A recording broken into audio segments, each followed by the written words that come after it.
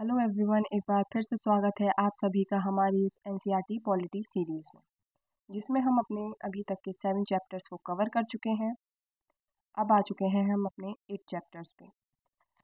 इन सारे चैप्टर्स में, इस सारी बुक में हमने पढ़ा कि विलेज क्या होते हैं, सिटीज़ क्या होते हैं, पंचायत कैसे काम करता है, म्यूनसिपल कॉरपोरेशन कैसे काम करता है, अलग अलग चीज़ों को जाना।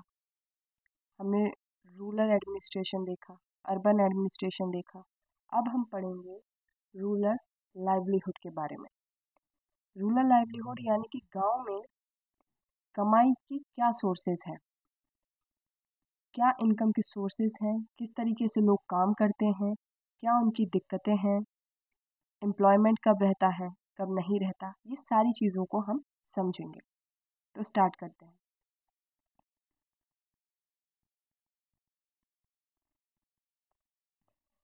आप इस फोटो को देखिए, यहाँ पे आपको अलग अलग चीज़ दिखाई गई हैं कि कौन कौन से लोग किस किस तरीके का काम करते हैं। जैसे यहाँ पर एक वेंडर दिखाया गया है जो एक ठेले पे कई सारी चीज़ें, फल और सब्जियां बेच रहा है। कुछ लोग यहाँ मनरेगा का काम करते हुए दिखाई दे रहे हैं दिहाड़ी मजदूर के रूप में। यहाँ पे एक छोटी सी दुकान दिखाई गई है जहाँ पे छोटी मोटी चीज़ें हैं। यहाँ पर खेती दिखाई गई है। यहाँ पे भी कुछ अलग अलग चीज़ें दिखाई गई हैं और यहाँ पे फिशिंग दिखाई गई है। हर जगह का मतलब कि गांव के रीजन के हिसाब से जो भी काम अवेलेबल होता है वो सारा काम किया जाता है। तो कहानी शुरू होती है यहाँ, एक विलेज है कालपट्टू विलेज, वहाँ से ये कहानी शुरू होती है। ये एक कोस्टल विलेज है जो तमिलनाडु में है। यहाँ पर एग्रीकल्चर और नॉन एग्रीकल्चर एक्टिविटीज़ का मिक्सचर है। पूरी तरीके से ये लोग एग्रीकल्चर एक्टिविटीज़ पे डिपेंड नहीं है। ये इसके अलावा भी और भी कई काम करते हैं अपनी लाइवलीहुड के लिए। फार्मिंग के अलावा ये सारे विलेजर्स इंगेज हैं कुछ स्किल ट्रेड वर्क्स में, जैसे कि वीविंग, बुनाई करना, पोट्री यानी कि मिट्टी के बर्तन वगैरह बनाना, ब्रिक मेकिंग जैसे भट्टों में ईंटें बनती हैं उसका काम, bullock cart crafting, bullock cart यानी कि घोड़ा गाड़ी या बैलगाड़ी, उनको बनाना और उनका इस्तेमाल करना अपने कामों के लिए। और भी एसेंशियल काम हैं जो लोग करते हैं, जैसे ब्लैक स्मिथ, लोहार, बार्बर, नाई, वीवर्स, बुनकर, वॉशरमैन, धोबी और साइकिल मैकेनिक। आप गांव में कहीं भी जाएंगे, बहुत सारे लोग आज भी साइकिल का इस्तेमाल बहुत करते हैं। जिस वक्त की ये कहानी दर्शाई गई है तो साइकिल मैकेनिक आपको ज़रूर मिलेंगे।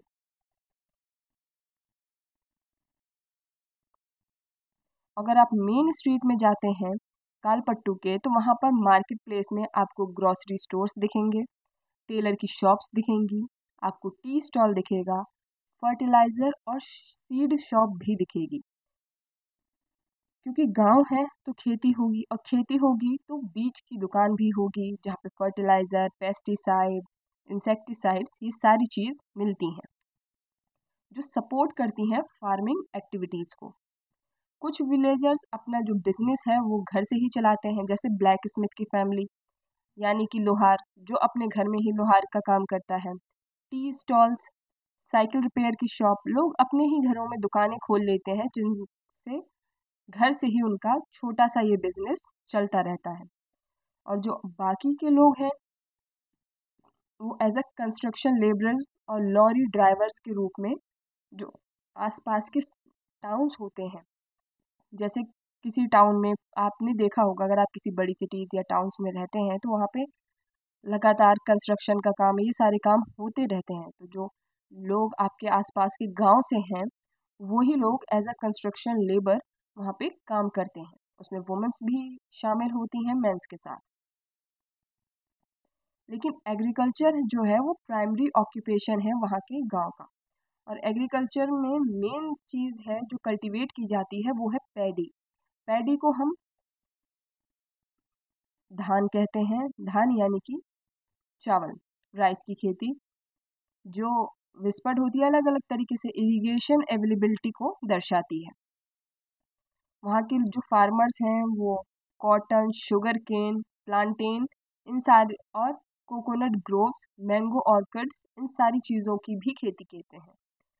प्लांटेन्स एक बनाना होता है जिसको हम एज अ फ्रूट कंज्यूम करते हैं, और प्लांटेन्स वो बनाना है जो कुकिंग में यूज़ होते हैं।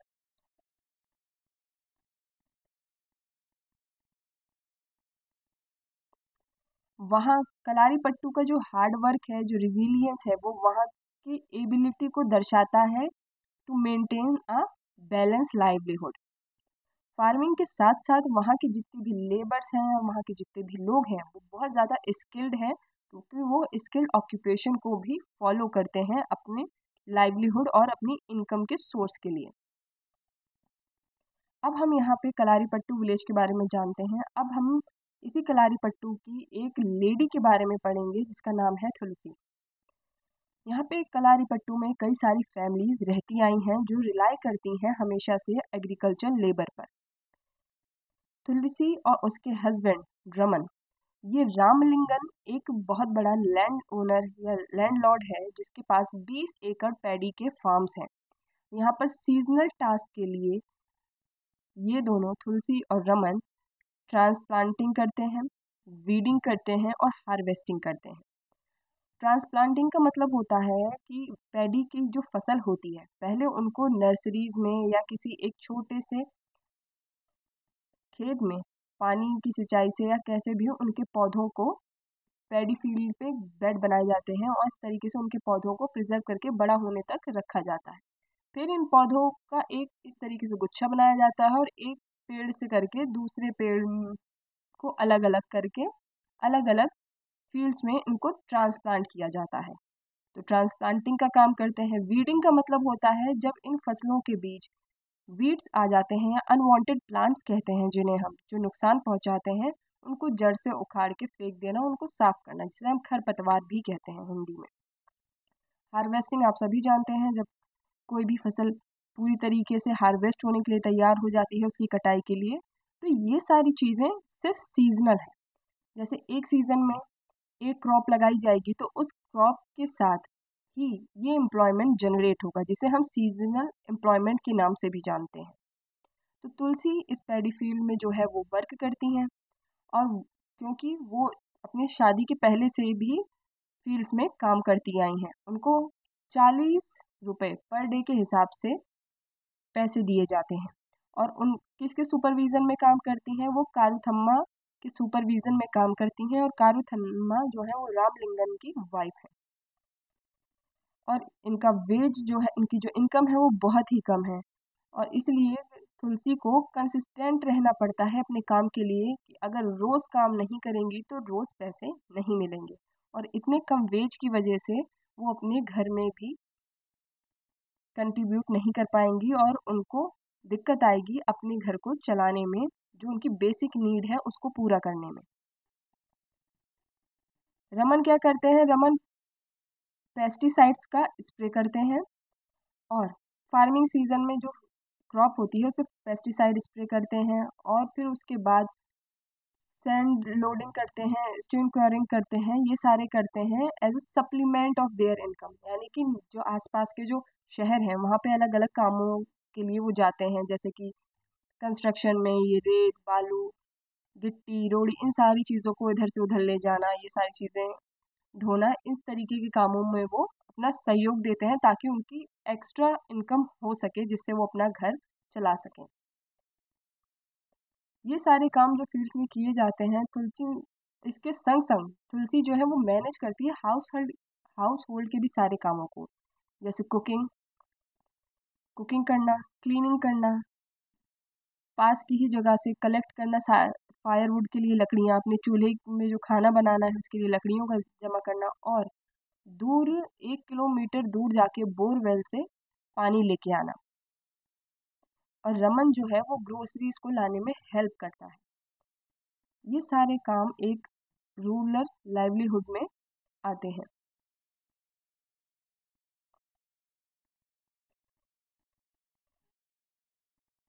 तो जो तुलसी है उसकी डॉटर है वो बीमार पड़ जाती है।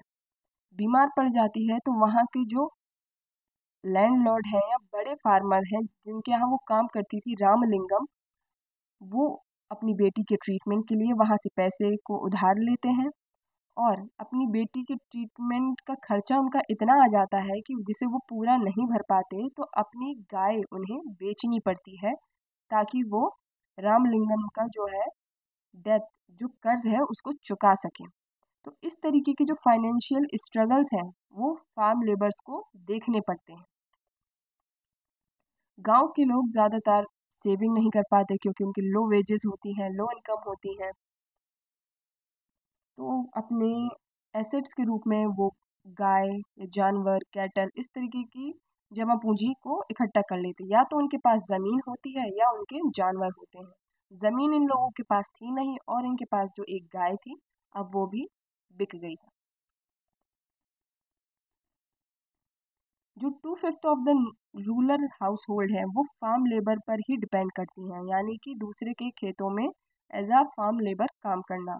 उनमें से ज़्यादातर लोग जो हैं वो लैंडलेस हैं, जिनके पास कोई लैंड नहीं है, और सीजनल वर्क होता है। जैसे कि आप यहाँ पे इस चार्ट में देख सकते हैं कि नवंबर दिसंबर के टाइम पे हार्वेस्टिंग का वर्क वो है, अक्टूबर सितंबर में वीडिंग का है, और अगस्त और जुलाई के बीच में ट्रांसप्लांटिंग का है, और जून से जुलाई के बीच में प्रिपेयर सैपलिंग्स का है। लेकिन जितने भी जनवरी फरवरी मार्च अप्रैल और मई, ये सारा एरिया जो है ये बिना काम का है, यानी अनएम्प्लॉयमेंट सीजन है ये। और इसे हम कहते हैं सीजनल एम्प्लॉयमेंट, जो सिर्फ सीजन में मिलता है कि अगर इस चीज़ की खेती होगी, इस चीज़ का सीज़न है, तो इसी के हिसाब से हमें काम मिलेगा। इस तरीके से उनके वर्क में इंस्टेबिलिटी आती है और फैमिली को, जो भी फैमिलीज़ हैं उनको माइग्रेट करना पड़ता है एक जगह से दूसरी जगह टेम्परेरी जॉब्स के लिए, जिससे वो अपने घर को चला सकें। और ये सारी चीज़ें हाईलाइट करती हैं इकोनॉमिक हार्डशिप को जो वो रूरल लेबरर्स फेस करते हैं। सेकर, अभी तक हमने तुलसी की कहानी देखी, अब हम देखते हैं शेखर की कहानी। ये स्मॉल फार्मर है कलपट्टू में। ये एग्रीकल्चर को मैनेज करता है और अपने हाउस होल्ड एक्सपेंसेस को मैनेज करने के लिए इसके पास 2 एकड़ का लैंड है। ड्यूरिंग हार्वेस्ट सीजन में ये एक्सचेंज लेबर का भी काम करता है और स्मॉल फार्मर से हेल्प लेता है अपनी क्रॉप को रीप करने के लिए।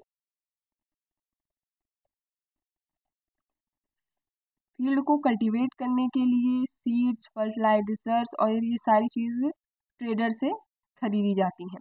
तो ट्रेडर्स क्या करते हैं, ये सारी चीज़ों को जिन लैंडलॉर्ड से, जिन बड़े लोगों से इन चीज़ों को लेते हैं, वो रिटर्न में इनसे ये फिक्स कर लेते हैं कि तुम्हारी जितनी भी क्रॉप होगी तुम सब हमको बेचोगे। और उनको बेचने का मतलब ये होता है कि वो बाज़ार से कम दाम पे ये सारे क्रॉप्स को खरीद लेंगे, जिसकी वजह से इनको नुकसान होता है। लेकिन इन्होंने ज़्यादा अमाउंट पे या कर्ज पे सीड और फर्टिलाइज़र्स लिए होते हैं अपनी क्रॉप के लिए, तो फिर इनको देना ही पड़ता है मजबूरी में अपनी क्रॉप को कम दाम पे।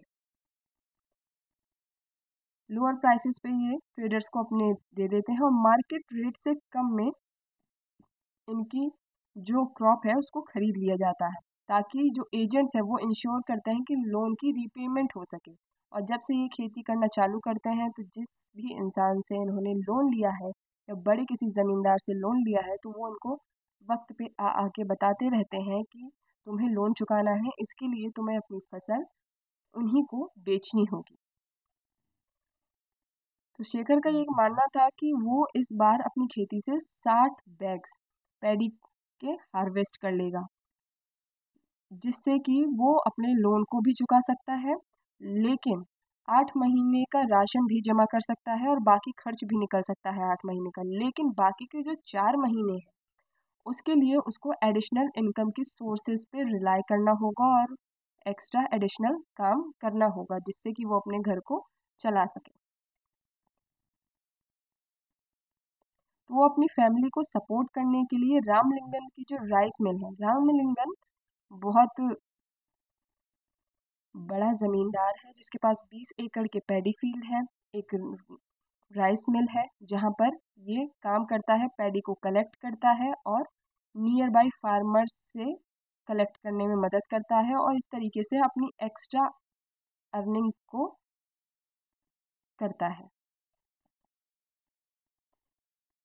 शेखर के पास एक हाइब्रिड काऊ भी है जिससे वो अपनी आसपास की लोकेलिटी में जो उससे दूध होता है उसकी आसपास की लोकेलिटी में अब उस दूध को बेचता है और वहाँ से इनकम का सोर्स जनरेट होता है जो उसके डेली एक्सपेंसेस को मैनेज कर लेते हैं, यानी रोज़ाना का जो खर्च होता है वो उस सोर्स से निकल जाता है।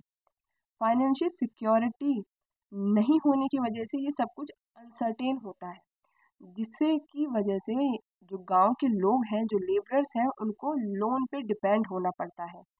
किसी किसी के पास बहुत ही स्मॉल सा लैंड होता है, बहुत ही छोटा सा, और बहुत इरेगुलर इनकम होती है जो उनके सर्वाइवल को कॉन्स्टेंटली चैलेंज करती है और स्मॉल फार्मर्स के लिए बहुत ज़्यादा मुश्किलों को पैदा करती है। ऑन बिगिन इन डेप्थ, जैसे स्मॉल फार्मर्स की बात हुई तो यहाँ पे शेखर की बात करी गई है कि इसका किस तरीके का फाइनेंशियली स्ट्रगल है। लोन्स लेना पड़ता है अपने एसेंशियल फार्मिंग इनपुट्स के लिए। देखिए, अगर कोई इंसान पुराने बीज से ही काम कर ले तो उसको नुकसान होगा। मान लीजिए पुराने बीज कमज़ोर हैं या फिर उनमें किसी तरीके के कीड़े लगे हैं, अगर वो खेती कर लेता है उन्हीं बीजों से तो उसकी फसल जो है उसमें ज़्यादा चांसेस रहेंगे कि पेस्ट लग जाए, वो नुकसान हो जाए या फिर वो अच्छे से ग्रोथ ना हो।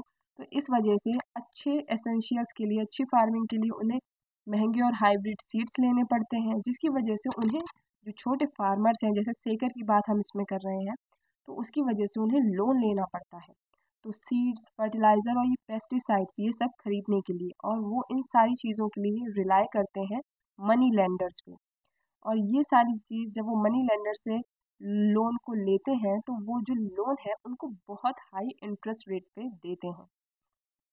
मनी लेंडर्स का इनकम कैसे चलता है? अगर ये लोग बैंक जाते हैं तो बैंक वालों के हिसाब से इन्हें इतना जानकारी नहीं होती, तो बैंक में अगर ये लोग जाते हैं, बैंक में एंट्री करते हैं, ये अपनी सारी चीज़ें बताते हैं कि हमें सीड्स को लेके या फर्टिलाइज़र्स को लेके इस तरीके से अपनी फार्मिंग को लेके हमें लोन चाहिए।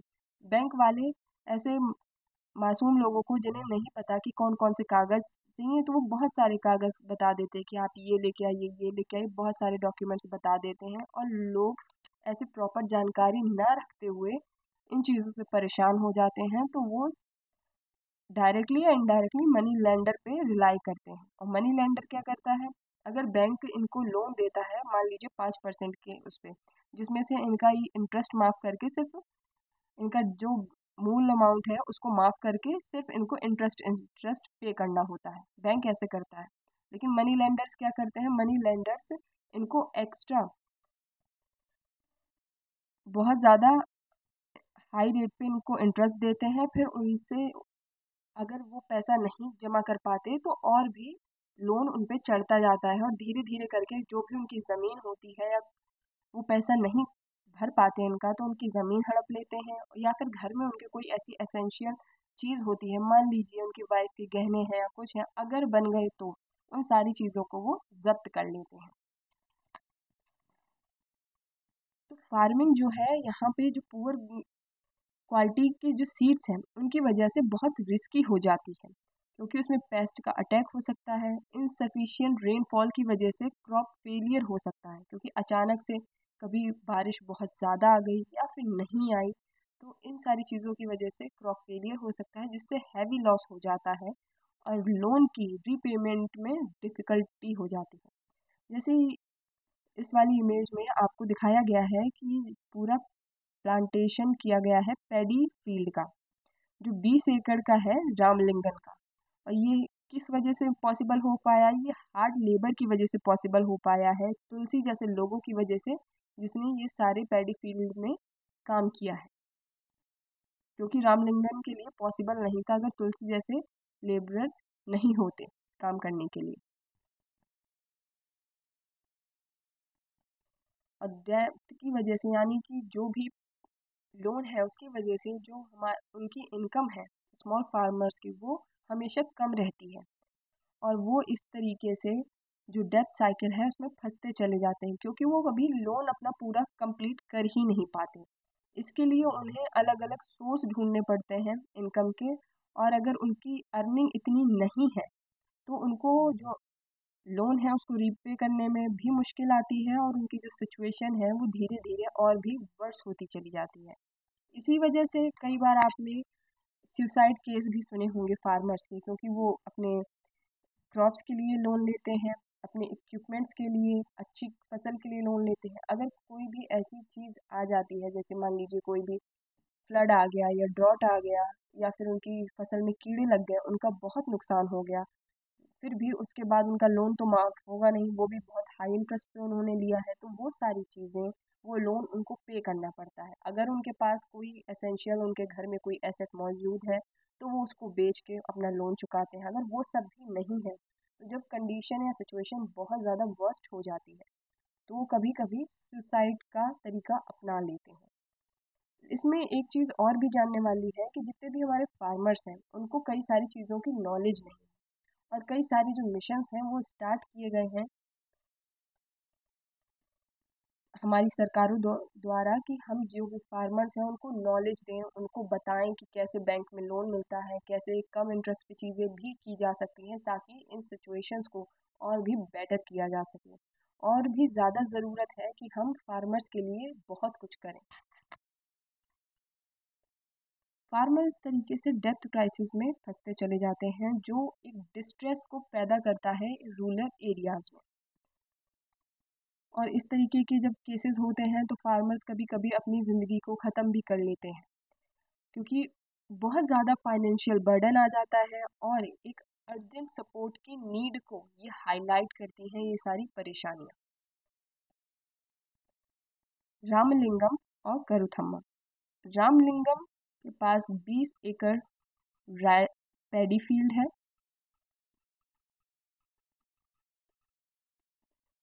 इसके पास राइस मिल भी है। और ये करुथम्मा है रामलिंगम वाइफ।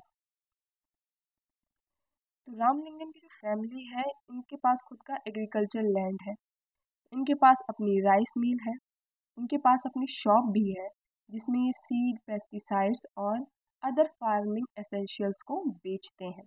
अब आप समझ लीजिए, जब रामलिंगम हर तरीके से शोषण करने में लगा है तो अगर दुकान भी बीज की इसी की है तो वहाँ से भी ये लोगों को जो बीज देगा या अगर वो लोन पे लेते हैं, इनका इन दुकानों में इन्होंने एक खाता सिस्टम रखा है कि खाता चलता है। और जब इस खाते को पूरी तरीके से किसान कभी पे ही नहीं कर पाता, क्योंकि ये हमेशा हाई ऑन इंटरेस्ट रहता है।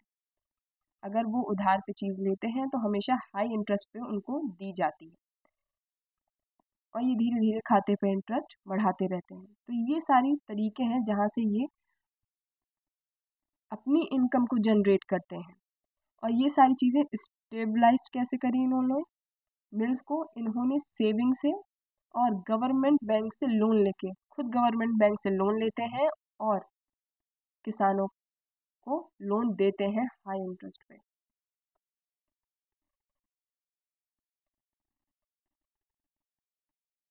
ये पैडी फील्ड में से पैडी यानी जो भी फार्मर्स हैं, जो भी लोकल फार्मर्स हैं, उनसे पैडी को ख़रीद लेते हैं, उसको प्रोसेस करते हैं अपनी राइस मिल में, फिर वो उसको सेल कर देते हैं राइस ट्रेडर को नियर बाय टाउन्स में, और इंश्योर करते हैं कि इस तरीके से इनकी जो स्टडी इनकम है और फाइनेंशियल स्टेबिलिटी है वो फैमिली में बनी रहे। जो भी हमारे क्या कहते हैं लोकल फार्मर्स हैं, लोकल फार्मर से इन्होंने पैडी को ख़रीदा, पैडी को फिर इन्होंने प्रोसेस किया अपने राइस मिल में, और राइस मिल से प्रोसेस किया हुआ पैडी बेच दिया इन्होंने ट्रेडर्स को। इस तरीके से ये साइकिल इनकी कंटिन्यूसली चलती रहती है। और फिर इसके बाद ये इनका पैसा आता है, फिर उसके बाद इनके पास एक शॉप भी है जहाँ पर सीड्स, पेस्टिसाइड्स, फार्मिंग एसेंशियल भी बिकते रहते हैं, उनसे भी इनका पैसा आता है। और उनके पास अपना एग्रीकल्चर लैंड भी है। अगर पैडी का समय है तो पैडी की खेती होगी, वरना किसी और क्रॉप का सीज़न है तो किसी और क्रॉप की खेती होगी, लेकिन इनकी जो इनकम स्टेबिलिटी है वो कंटिन्यूटी से बनी रहती है। Terrace farming in Nagaland. Terrace farming ये देखिए, यहाँ पर एक पहाड़ दिखाया गया है जहाँ पर इस तरीके से जो स्लोप्स होते हैं पहाड़ के उन पे इस तरीके से माउंट बना के थोड़ा थोड़ा सा ऊंचा कर दिया जाता है और यहाँ पे पानी को स्टोर कर लिया जाता है। इस तरीके से आप बीच में वाटर को देख सकते हैं इस फोटो में।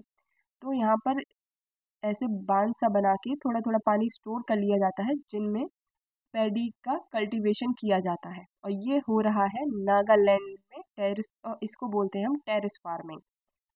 नागालैंड में एक गांव है शिजामी पीक डिस्ट्रिक्ट में, जहाँ की जो चककेसांग कम्युनिटी है वो एक वाइटल रोल प्ले करती है एग्रीकल्चर में, डेली लाइफ में। वहाँ के जो विलेजर्स हैं वो टेरेस फार्मिंग की प्रैक्टिस करते हैं, यानी उनकी डे टू डे लाइफ का ये एक इम्पॉर्टेंट हिस्सा है।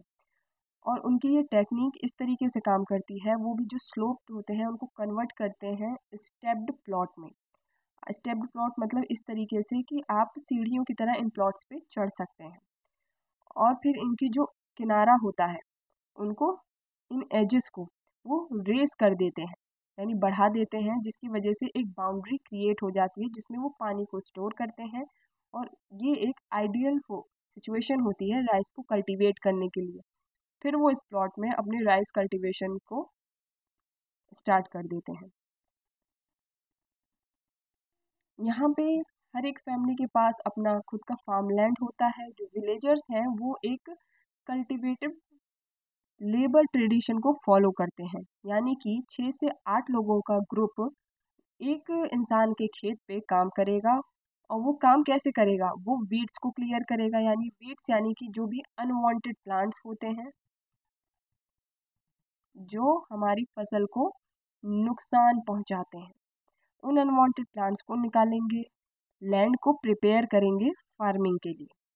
और वो इस तरीके से कोऑपरेटिव इफेक्ट को लाते हैं। वो इस तरीके से कुछ दिनों तक एक साथ रहते हैं जिससे उनकी जो कम्युनिटी बॉन्ड है उसको स्ट्रेंथनिंग मिलती है।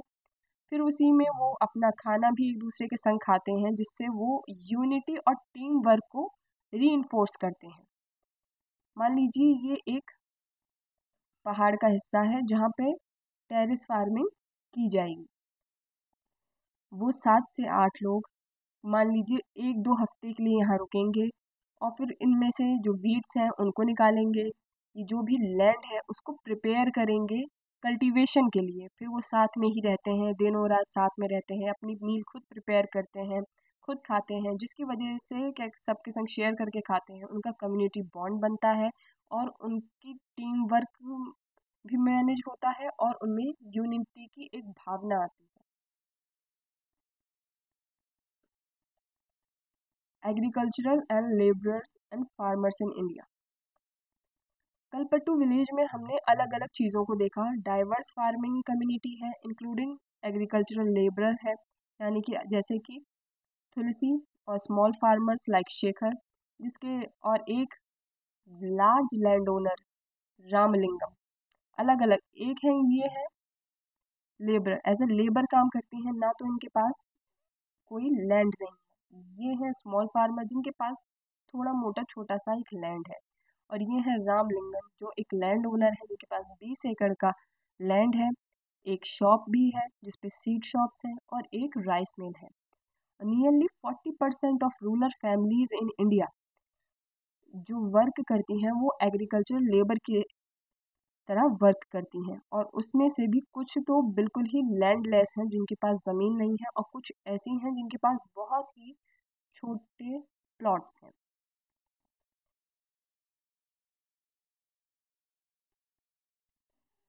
80% जो स्मॉल फार्मर्स हैं इंडिया के, इंडियन पॉपुलेशन के, वो इंडियन फार्मिंग में बहुत कंट्रीब्यूट करते हैं, लेकिन उनके पास बहुत ही लिमिटेड लैंड है। 20% वो फार्मर्स हैं जिनके पास खुद के फार्म्स हैं और most of the land and selling produce their markets. और सबसे ज़्यादा लैंड उनके पास है और सबसे ज़्यादा खरीद और बेच वही करते हैं अपने सामान की मार्केट में। और उसके बाद आते हैं बिग फार्मर्स जो बड़े बड़े बिजनेसेस को चलाते हैं, ट्रेडिंग के, मनी लैंडिंग के और स्मॉल इंडस्ट्रीज के।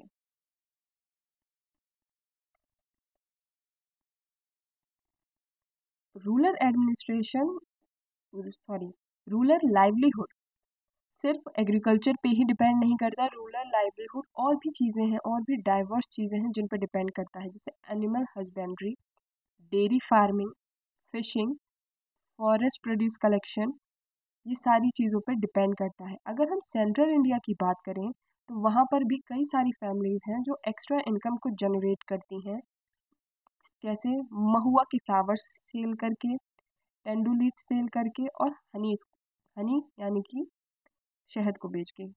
महुआ के फ्लावर से आपने सुना होगा कई बार दवा भी बनती है और अल्कोहल बनाने में भी काम आता है। हनी, शहद, इस तरीके हनी ज़्यादातर गांव में जंगलों से मिलता है, जो भी बाग या खेत या जो जंगल है गांव के आसपास, वहाँ से शहद को कलेक्ट करते हैं, जिसे हम फॉरेस्ट प्रोड्यूस कहते हैं। उसको कलेक्ट करके उसको बेचते हैं। और कोस्टल विलेजेस में ज़्यादातर लोग रिलाई करते हैं फिशिंग पे, क्योंकि आसपास कोस्टल एरिया है, यानी कोई नदी या कोई ऐसी चीज़ होगी जहाँ से वाटर रिसोर्स, जहाँ पे फिशिंग का कल्चर होगा, जो उनके सर्वाइवल में उनकी मदद करता है। और इस ही लाइफस्टाइल को एक्सप्लोर करने के लिए और अंडरस्टैंड करने के लिए हम चलते हैं अरुणा और परिवेलन की लाइफ को समझने के लिए। अरुणा और परिवेलन, ये दोनों लोग पुडुपेट नाम की एक जगह पे रहते हैं, जो एक फिशिंग विलेज है नियर कालपट्टू। अरुणा और परिवेलन, पुडुपेट एक जगह है, एक कोस्टल विलेज है कालपट्टू के पास में, जहाँ पे लोग ज़्यादातर फिशिंग पर ही रिलाई करते हैं। उनके घर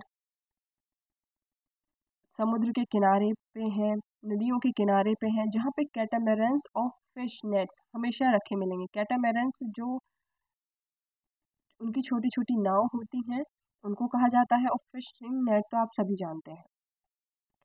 तो हर सुबह क्या होता है, वो जो बीच होता है वो ट्रांसफॉर्म हो जाता है एक फिश मार्केट प्लेस में, जहाँ पर फिशरमैन अपनी जितना भी मछलियाँ उन्होंने पकड़ी होती हैं उनको लेके लौट के आते हैं, और वुमेन्स जो हैं वो मछलियों को खरीदने और बेचने निकल जाती हैं।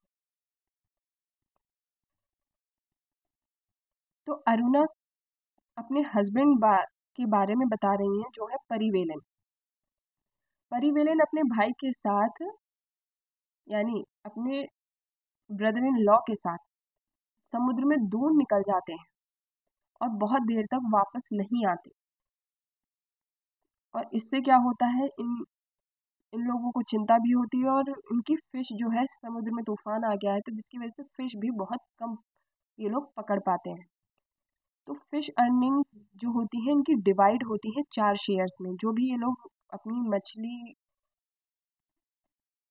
बेचने और पकड़ने से जो भी कमाई करते हैं, उससे जो भी इनकम आती है वो 4-4 शेयर्स में डिवाइड होती है। पहली तो डिवाइड हो जाती है फिशरमैन के लिए, दूसरा उनके इक्विपमेंट मेंटेनेंस के लिए, फिर जो अरुणा है वो अपने कैटामैरन्स, इंजन और नेट्स, इन सारी चीज़ों को भी मेंटेन करती हैं, तो उसके लिए उनको एक एक्स्ट्रा शेयर मिलता है, ताकि जिससे उनके सारे इक्विपमेंट्स मेंटेन रहें। और अपनी फिशिंग कैपेसिटी को बढ़ाने के लिए ये लोग बैंक से लोन भी लेते हैं, ताकि ये इंजन खरीद सकें, जो इनको समुद्र में और भी अंदर तक जाने में मदद करे, जिससे ये मछलियाँ ज़्यादा से ज़्यादा पकड़ सकें और ज़्यादा से ज़्यादा अपनी इनकम जनरेट कर सकें। और औरतें, जो मछुआरे समाज की जितनी भी औरतें हैं, वो एक बास्केट में फिशेस को लेके निकल जाती हैं आसपास के सारे विलेजेस में सेल करने के लिए। और ट्रेडर्स जो होते हैं वो टाउन्स के मार्केट के लिए भी फिशेस उन सारे फिशरमैन से खरीद लेते हैं। लेकिन जब मॉनसून का सीज़न आता है 4 महीने के लिए, तो फिश ब्रीडिंग शुरू हो जाती है, जिसकी वजह से फिशिंग को रोकना पड़ता है, और इनको इन 4 महीने के लिए मनी बोरो करने पड़ते हैं ट्रेडर से। और जिसकी वजह से ट्रेडर्स इन्हें फोर्स करते हैं कि पैसे चुकाने के लिए, और ये इनकी लोअर प्राइस पे लोअर प्राइस पे इनकी मछलियों को खरीद लेते हैं। और इसकी वजह से इनका जो प्रीवियस ईयर है वो बहुत ही हार्डर था, क्योंकि वो उसके बाद सुनामी आ गई, जिसकी वजह से उन्होंने लोन ले रखा था उन ट्रेडर से, और वो इनकम को जनरेट नहीं कर पाए उतनी कि ताकि वो अपने लोन को चुका सकें। Rural livelihood. रूरल कम्युनिटीज़ में और भी तरीके के लाइवलीहुड होते हैं। रूरल कम्युनिटीज सस्टेन करती हैं अपने आप को एग्रीकल्चरल और नॉन एग्रीकल्चर फार्मिंग एक्टिविटीज़ से। यहाँ फार्मिंग के साथ साथ फिशिंग, आर्टिशनशिप यानी कि जैसे बास्केट्स बनाना, अलग अलग जो भी कलाएं हैं, जैसे बांस से आपने देखा होगा कि बेम्बू से बहुत सारी चीज़ें बनती हैं, मिट्टियों से बहुत सारी चीज़ें बनती हैं, और जो भी स्मॉल बिजनेसेस हैं जैसे लाइक ब्लैक स्मिथ या फिर छोटा टी स्टॉल या कोई साइकिल मैकेनिक, इस तरह की चीज़ों से काम लिया जाता है।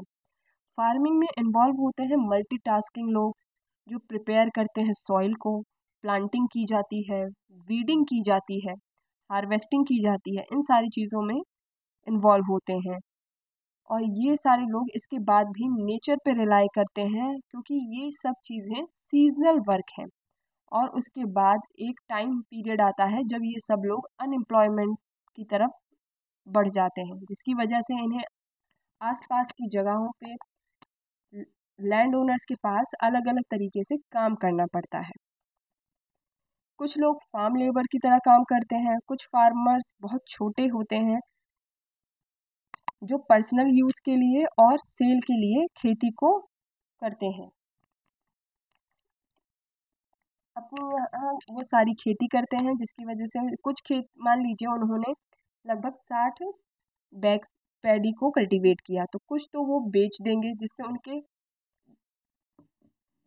बाकी चीज़ों का खर्च पूरा हो सके, और कुछ अनाज को वो अपने पास रखेंगे जिससे वो सारे साल भर उसको खा सकें। और कुछ लोग उन्हें फोर्स कर देते हैं कि वो ट्रेडर्स को बेच दें ताकि जो भी उनका लोन ऑब्लिगेशन है उसको कंप्लीट किया जा सके। इस वजह से उन्हें अपना जो क्रॉप है उसको बहुत कम अमाउंट में भी बेचना पड़ता है, जिसकी वजह से उनको बहुत ज़्यादा नुकसान भी उठाना पड़ता है। उसके बाद आते हैं ये सारी चीज़ें उनको फाइनेंशियली स्ट्रगल की तरफ ढकेलती हैं, क्योंकि उनको इसकी वजह से मनी बोरो करने पड़ते हैं, जितने भी लैंड ओनर्स हैं या जो भी लोग लोन देते हैं उनसे, और ऑफ सीज़न की वजह से काम नहीं होता, और ये सारी चीज़ें उनको डेप्थ साइकिल में यानी कि लोन साइकिल में फंसाती चली जाती हैं। एक तरीके से ये इनको ट्रैप कर लेते हैं ताकि ये लोग कभी लोन की कमी से उभर ना पाएँ और हमेशा उनके लैंड्स पे काम करते रहें, ताकि उनको एक सस्ती वेजेस की लेबर भी मिली रहे और उनका काम भी चलता रहे, और जितने भी बड़े लैंड ओनर्स हैं वो ज़्यादा से ज़्यादा इनको एक्सप्लॉइट करके इनसे खूब पैसा निकलवा सकें और अपनी जेबें हमेशा भरी रखें। इस तरीके से ये सारे लोग काम करते हैं। कुछ फैमिलीज़ हैं जो सक्सीड कर जाती हैं लार्ज स्केल फार्मिंग में और बिजनेस में, और वो बहुत कम होती हैं रूरल वर्कर्स में। स्मॉल और जो सबसे ज़्यादा, जैसे मान लीजिए एक ये विलेज है, एक छोटा सा बड़ी फैमिलीज या बड़े लैंड ओनर्स का हिस्सा है, और ये बाकी का हिस्सा आता है उन लोगों का जहाँ पे small farmers, labours, fishing communities और आर्टिसंस रहते हैं, जो कंसिस्टेंटली एम्प्लॉयड नहीं रहते। उनको स्ट्रगल करना पड़ता है एम्प्लॉयमेंट के लिए, क्योंकि ये सारे लोग डिपेंड होते हैं सीजनल एम्प्लॉयमेंट पे। सीजनल एम्प्लॉयमेंट उस एम्प्लॉयमेंट को कहते हैं जो सीज़न में आए, जैसे किसी क्रॉप का सीज़न है और उसके वक्त उन्हें कोई काम मिलता है तो वो सीजनल एम्प्लॉयमेंट में आता है। इसकी वजह से इन्हें अलग अलग जगह पे काम ढूंढने के लिए जाना पड़ता है। अनसर्टेन इनकम होती है, सीजनल एम्प्लॉयमेंट गैप होता है, और इनके सर्वाइवल में चैलेंजेस आते हैं, जिसकी वजह से ये माइग्रेट करते हैं टेम्प्रेरी जॉब्स के लिए अपने आसपास के टाउन्स में। अब हम अपने इस चैप्टर की समरी को फटाफट से देखते हैं। हमने पढ़ा कालपट्टू विलेज के बारे में, जो एक कोस्टल विलेज है तमिलनाडु के पास, जहाँ पर एग्रीकल्चरल और नॉन एग्रीकल्चर ऑक्यूपेशन को किया जाता था। जो भी रेसिडेंट्स हैं वो इंगेज होते थे फार्मिंग में, स्किल ट्रेडर्स में, और वेरियस तरह के स्मॉल बिजनेसेस में, जैसे टेलरिंग, साइकिल रिपेयर, इन सारी चीज़ों में। मेन काम वहाँ का था पैडी कल्टीवेशन, जो उनका प्राइमरी एग्रीकल्चरल एक्टिविटी था, और जो सपोर्ट करा जाता था बाय इरिगेशन, यानी कि सिंचाई के ज़रिए काम होता था। तुलसी एक एग्रीकल्चरल लेबरर थी, जिस जो रामलिंगन के पैडी फार्म पे काम करती थी, जिनको 40 रुपए पर डे के हिसाब से पैसा दिया जाता था। और करुथम्मा के सुपरविजन में ये काम करती थी, और करुथम्मा थी रामलिंगन की वाइफ।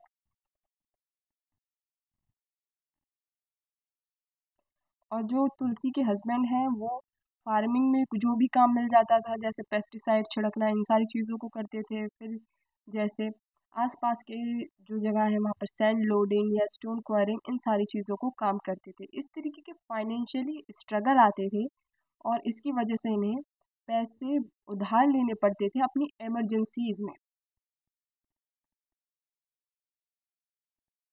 हमने पढ़ा सेकर के बारे में, जो एक स्मॉल फार्मर है जिसके पास सिर्फ 2 एकड़ का ज़मीन का टुकड़ा है, जो एक्सचेंज लेबर पे काम करता है फेलो फार्मर्स के, यानी कि कुछ लेबर उसके यहाँ काम कर लेती है, उन्हीं लेबर्स को ये अपने यहाँ ले आता है, और इस तरीके से एक्सचेंज लेबर पे काम करता है। जो लोन लेता है अपने ट्रेडिंग के लिए, और रीपे करता है सारी जो पैडी है उसको लोअर प्राइस में सेल करके उन्हीं ट्रेडर्स को रीपे करता है उनके लोन को। ये रामलिंगन के राइस मिल पे काम करता है। जो इनके यहाँ दूध होता है उसको कोऑपरेटिव सेक्टर पे आसपास जो भी जगह है उस पर बेचता है, ताकि थोड़ी सी एक्स्ट्रा इनकम जनरेट हो सके, जिसकी वजह से उसका घर चल सके। Depth and its impact on farmer. जो स्मॉल फार्मर्स होते हैं उनको हाई इंटरेस्ट पे लोन लेना पड़ता है, जिसकी सीड्स, फर्टिलाइज़र और पेस्टिसाइड्स के लिए। अगर इनकी क्रॉप फेलियर हो जाती है पुअर क्वालिटी ऑफ सीड्स की वजह से, पेस्ट की वजह से, और इनएडिक्वेट रेनफॉल की वजह से, तो ये जो डेप्थ ट्रैप है इसमें फंस जाते हैं। और बहुत सारे फार्मर स्ट्रगल करते हैं लोन्स को रीपे करने में, और इसकी वजह से इन्हें एक्सट्रीमली डिस्ट्रेस होता है, जिसकी वजह से कई बार ये अपनी ज़िंदगी को भी ख़त्म कर लेते हैं जब ये लोन को नहीं चुका पाते और इनके पास कोई रास्ता इन्हें नज़र नहीं आता तब। रामलिंगन एंड करुथम्मा ये एक लार्ज लैंड ओनर्स हैं, जिनके पास खुद की राइस मिल है, एक सीड सेलिंग फार्मिंग एसेंशियल की शॉप है। ये पैडी की खेती करते हैं, नियर बाई फार्मर से खरीदते हैं, उसको प्रोसेस करते हैं अपनी मिल में, और ट्रेडर्स को बेच देते हैं। इनकी फाइनेंशियली स्टेबिलिटी हमेशा बनी रहती है, और हमेशा सोर्सेज और इनकम मल्टीप्लाई होती रहती हैं। हमने देखा टेरेस फार्मिंग इन शिजामे नागालैंड, जहाँ पे एक चेकसांग कम्युनिटी है जो प्रैक्टिस करती है टेरेस फार्मिंग को हिल स्लोप्स पर। विलेजर्स जो हैं वो कलेक्टिवली वर्क करते हैं, एक दूसरे के साथ अपनी मील को शेयर करते हैं, जिसकी वजह से यूनिटी को मेंटेन करते हैं वो एक दूसरे के साथ। Farmers and agricultural labours in India. India में नियरली 40% रूरल फैमिलीज हैं जो एग्रीकल्चरल लेबर की तरह काम करती हैं, लेकिन फिर भी वो लैंडलेस हैं। और 80% स्मॉल फार्मर्स हैं इंडियन फार्मिंग पॉपुलेशन में, जो स्ट्रगल करते हैं लिमिटेड लैंड होल्डिंग की, मतलब जिनके पास हमेशा बहुत कम ही लैंड रहता है, बढ़ नहीं पाता इनके डेप्थ साइकिल्स की वजह से। और 20% वो लोग हैं जो एज अ लार्ज फार्मर हैं, जो डोमिनेट करते हैं पूरे एग्रीकल्चर प्रोडक्शन को, जो मार्केट सेल्स पे हमेशा, जिनका आप ये कह सकते हैं एक तरीके से राज रहता है। और इस तरीके के कई सारे सप्लीमेंट्स होते हैं इनकम के, जैसे dairy farming, fishing, forest produce collect करना, और जिनको वो सेल करके अपनी अलग अलग इनकम को जनरेट करते हैं। अरुणा और परिवेलन एक फिशिंग फैमिली जो पुडुपेट में थी। फिशिंग करते, इनका पहला प्राइमरी लाइवलीहुड जो था वो फिशिंग था, जो बीच के पास था मार्केट प्लेस में। बिल्कुल वो जो बीच के पास जो एरिया था जहाँ ये रहते थे, वो सुबह एक मार्केट प्लेस में बन जाता था, जहाँ पर लोग मछलियों की खरीदते और बेचते थे। इनकी जो अर्निंग थी वो फिश सेल से थी, डिवाइड हो जाता था फिशरमैन में, और इक्विपमेंट मेंटेनेंस में इनकी अर्निंग हमेशा डिवाइड होती थी। जो ये बैंक से लोन लेते थे वो इंजन के लिए, और ताकि दूर जाके और भी मछलियाँ पकड़ सकें ये समुद्र में। फिशिंग का जो भी था वो 4 मंथ्स के लिए रुक जाती थी, क्योंकि मानसून सीज़न में जो फिशेस हैं वो ब्रीड करने लगती हैं, जिसकी वजह से मछलियों को नहीं पकड़ा जा सकता था और इनको फोर्स किया जाता था कि वो ट्रेडर से पैसे को उधारी पे ले लें, और वो भी हाई इंटरेस्ट पे दिए जाते थे। रूरल लाइवलीहुड को एक ब्रॉडर पर्सपेक्टिव से समझने में अगर हम देखें तो रूरल लाइवलीहुड सिर्फ फार्मिंग की ही बात नहीं है। फार्मिंग के संग ये नॉन फार्मिंग एक्टिविटीज़, एग्रीकल्चर और नॉन एग्रीकल्चर एक्टिविटीज़ का भी एक मिक्सचर है, जहाँ पर सीजनल नेचर भी है। एग्रीकल्चर को, जो सीजनल नेचर है वो एग्रीकल्चर को लीड करता है, और पीरियड ऑफ अनएम्प्लॉयमेंट भी देखने को मिलता है, क्योंकि कुछ वक्त ही सीजनल एम्प्लॉयमेंट रहता है, फिर उसके बाद जब काम नहीं रहता तो लोग अनएम्प्लॉयड हो जाते हैं। यहाँ इसकी वजह से लोग डिपेंडेंस सी बढ़ जाती है लोगों की ट्रेडर्स के ऊपर, जिसकी वजह से उन्हें लोन लेना पड़ता है, उनकी फाइनेंशियली अनस्टेबिलिटी होती है, और स्मॉल फार्मर्स को बहुत ज़्यादा डेब्ट पे करना पड़ता है। और कुछ ही फैमिलीज़ हैं जो लार्ज स्केल पे फार्मिंग करती हैं और अपने बिजनेस वेंचर्स को चलाती हैं। आई होप आप सभी को ये सब कुछ समझ आया होगा कि कैसे कैसे जो रूरल एरियाज़ हैं उसमें किस तरीके से जो उनका लाइवलीहुड है, किस तरीके का उनका सोर्स ऑफ इनकम है, क्या क्या काम वो करते हैं। फिशिंग लेके आर्टिसंस हो गए, चाहे एग्रीकल्चर हो गया, एग्रीकल्चरल लेबर्स हो गए, आसपास के टाउन्स में एज अ कंस्ट्रक्टर लेबर हो गए, इस तरीके के काम करते हैं, किस तरीके की डेप्थ उन पे होती हैं, किस तरीके हाई इंटरेस्ट होते हैं, कैसे लोग आज भी बहुत सारी चीज़ों से अनजान हैं कि उनको किस तरीके से लोन वगैरह लेना चाहिए, ताकि वो जो ये लैंड ओनर्स हैं उनसे, उनके जो हाई इंटरेस्ट हैं उनसे बच सकें। आई होप आप सबको ये चैप्टर अच्छे से समझ आया होगा। आगे हम पढ़ेंगे अर्बन लाइवलीहुड के बारे में। आप सबका बहुत बहुत धन्यवाद।